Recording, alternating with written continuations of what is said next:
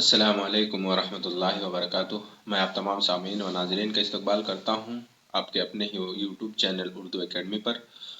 दोस्तों, आज हम लोग 10वीं जमात की दरसी किताब रोशनी पार्ट 2 के तीसरे सबक को पढ़ेंगे। और यह एक अफसाना है और एक गुजराती कहानी है। पन्ना लाल पटेल की कहानी है और इस सबक का जो नाम है वतरक के किनारे।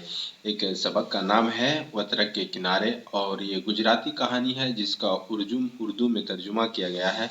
और इसके जो तर्जुमा करने वाले हैं वो मजहरुल हक अलवी हैं।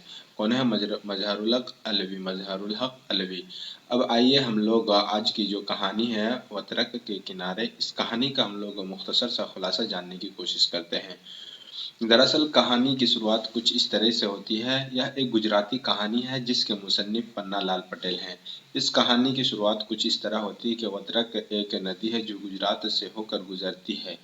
इसी नदी के किनारे एक गांव बसा है और उसी गांव में नवल नाम की एक लड़की अपने माँ बाप के इंतकाल होने के बाद अपने खाला खालू के साथ रहती है। उनकी खाला खालू की 4 बेटे थे, लेकिन कोई उसके साथ नहीं रहता था क्योंकि उनके चारों बेटी की शादियां हो चुकी थी। इस गांव के अमीर लोग गरीब लोगों की बेटियों से अपनी हवस पूरा करता था।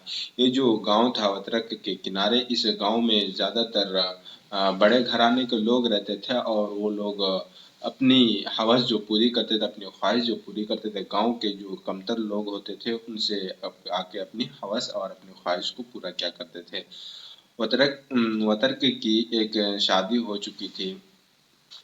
माफ कीजिएगा, ये वतर्क नहीं, यहाँ पे नवल होना चाहिए। नवल की जो है ना एक शादी हो चुकी थी। क्या नाम था उसका? नाम नवल, नून वाव लाम। नवल की एक शादी हो चुकी थी और उसका शौहर कहीं भाग गया था। उसका जो शौहर भागा था वो जो गांव के रईस लोग थे उन लोगों के जुल्म ज्यादती की वजह से वो भाग गया था और मतलब गुमनाम ही हो गया था।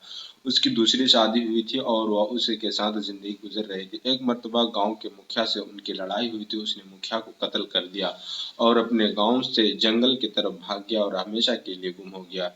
कुछ दिनों बाद जब उनकी दाढ़ी मूंछ बढ़ने के बाद वो उस नदी के किनारे आते थे, यानी जब वो बाभन या मानिए तो बाभन के भेष में दाढ़ी मूंछ बढ़ाकर उस नदी के किनारे आते थे और उसकी बीवी उसको पहचानती थी और नवल भी अपने शौहर को पहचानता। इस तरह दोनों आपस में मिलते थे, लेकिन गांव वालों को उसका कुछ पता नहीं रहता था, उसको नहीं पहचान पाते थे। दोस्तों, ये वतर्क के किनारे जो कहानी है सबक है, इस कहानी का मुख्तसर सा खुलासा था। अब आइए हम लोग सवाल जवाब को हल करते हैं इस सबक के। तो इसमें पहला जो सवाल है कि अफसाना निगार पन्ना लाल पटेल का ताल्लुक किस सूबे से है? तो पन्ना लाल पटेल का ताल्लुक किस सूबे से है? सूबे गुजरात से है। कहाँ से?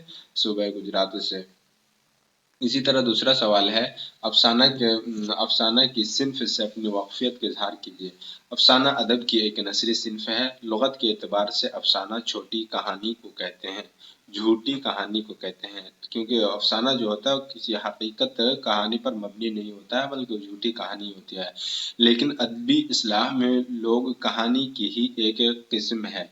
नावल जिंदगी का कुल और अफसाना जिंदगी के एक जुज पेश करता है। ये नावल जो होता है किसी एक किरदार को लेकर उसकी सारी जिंदगी को पेश करता है, लेकिन अफसाना जो उसके बरखिलाफ होता है। अफसाने में जिंदगी के किसी एक जुज को बयान किया जाता है, किसी एक हिस्से को बयान किया जाता है।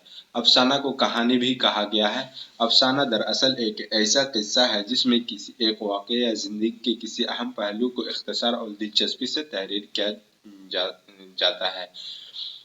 अब आइए हम लोग तीसरा सवाल लेते हैं और ये तीसरा जो सवाल है इसमें मारूजी सवालात होंगे।